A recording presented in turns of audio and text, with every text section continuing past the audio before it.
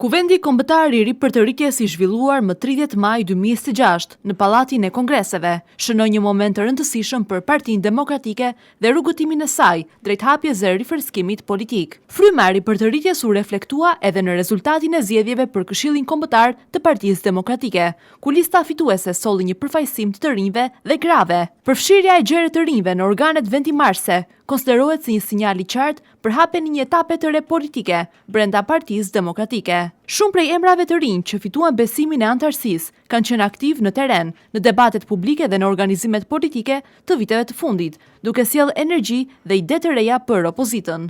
Të zgjedhur me vota, Atrid Hoxha, Ledjo Nuraj, Dashamir Tahiri, Çayub Shehaj, Alta Aluci, Rezembrik Seriani, Mario Runaj, Aurel Bylukbashi, Angelo Karaliu, Nikola Kedhi, hyn automatikisht Nada Meçorapaj, kryetare e Partisë Demokratike, Bujar Leskaj, deputet i Partisë Demokratike. Kuvendi dhe rezultati i zgjedhjeve për Këshillin Kombëtar po konsiderohen nga demokratët si një kombinim i eksperiencës me energjinë e re, në funksion të forcimit të Partisë Demokratike dhe përgatitjes së saj për sfidat politike që presin në vijim.